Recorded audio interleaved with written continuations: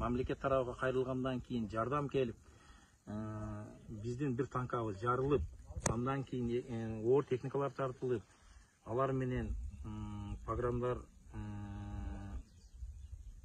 Альфа дейбизби, спецназ дейбизби, алар да келип, ушундай бир туруштук берип, бирок акырында бир кандайдыр бир неме менен үйлөр өзөттөндү, артка чегинүүгө туура келди, бирок канча үй азыр? 50ге жакын үй өттөнүп кетти.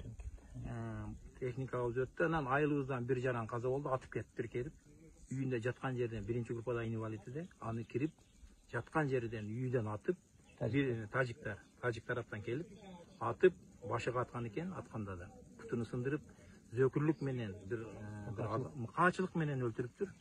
Бул бизди кичине өкүндүрүп турат. Биз буга мындай бир сөз да жок, сөз айтылган толкунданып турам. Бирок негизи экинчи жараныбыз көздөн айрылды.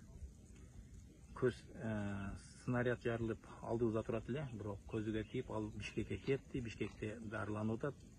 Бир жараныбызды кечээ саат 4-тө өзүбүз алып чыгып, погромдан жардам берди, эл менен биргеликте болуп, биз алып чыгып, аны жерге бердик. Аллага тапшырдык. Азыр эл кооптонуп турат. Ушу азыркыга чейин эл кооп турат. Жаштары